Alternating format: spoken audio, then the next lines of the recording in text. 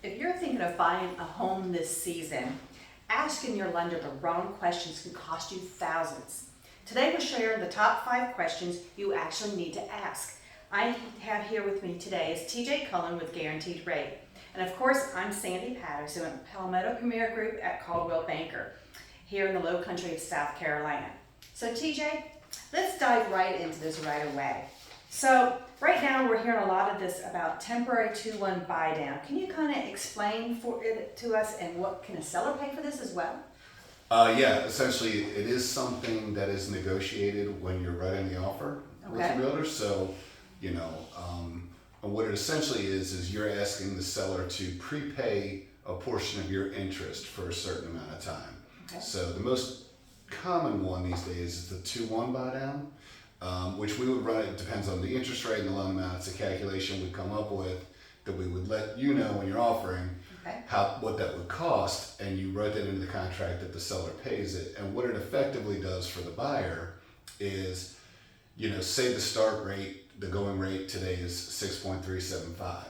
On the 2-1 buy down, the first years of payments, the first 12 payments will be based off of 4.375. So you save 2%. Off of That's off the actual, two part of the 2-1 buy down? Correct. And then the second 12 months is the one part where you're 1% below the actual rate, so you'd be at 5.375. And then after that, the hope is rates come down and we refinance in that range.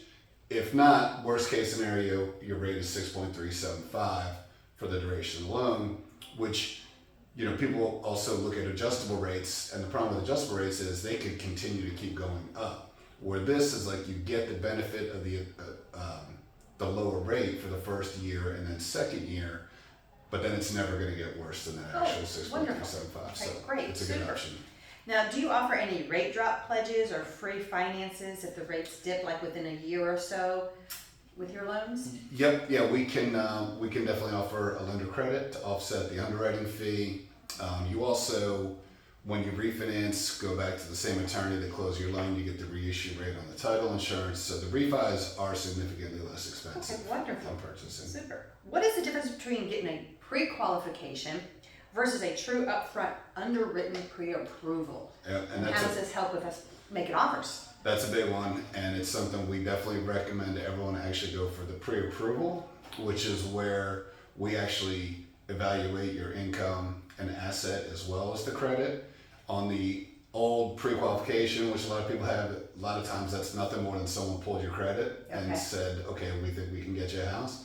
And sellers and listing agents are onto that. Oftentimes when an offer goes in with a pre-approval letter that I've submitted, the listing agent will call me and verify that we have all the documents. So it's important to when you really get into it and early in the process to get your income and asset documents to the lender so we can actually have Okay, so the pre-approval is better than that underwritten. For sure. Okay, Yeah. super. So we hear a lot about debt to income ratio. Can you explain how that works with my purchasing power, especially at the rates that we're at today? Yeah, so there's a couple things that go into it. So obviously interest rate has something to do with it. Also cost of homeowners insurance, taxes, and really any other liabilities. So, someone making just say $100,000 a year with no debt can qualify for a lot more than someone with $100,000 a year, but also $2,000 in truck and student loan payments and stuff like that. So keeping your income and your debt ratios in line has a lot to do with how much we can qualify you for. Wonderful. Okay. I have clients all the time that tell me, well, I didn't know I was going to pay for this. Oh, I needed to pay for this, or I need to save this. I just heard I just need to save up for a down payment. Can you tell me some of the hidden closing costs that people really aren't budgeting for that they should be? Yeah, generally they're fairly standard, but the ones that can kind of pop up and get you are how much the homeowner's insurance premium is. Your agent, your homeowner's insurance agent collects that first year premium at closing. So, if your homeowner's insurance turns out to be $1,000 as opposed to $3,000, that's obviously a $2,000 difference in the closing cost. So some of these things are tough to know. So I recommend when someone really is, if they're tight on cash and wants to make an offer, we get a quote from homeowner's insurance agent to know what the insurance is going to cost. And I would imagine that's a big thing here too, because some of our areas are in flood zones, and we Right. do flood insurance. I know 100%. that's something some people don't think of too, so is that something you're seeing as well? For sure, yeah, because that can be an extra $1,000-$1,500 to the closing costs too to pay for the flood insurance.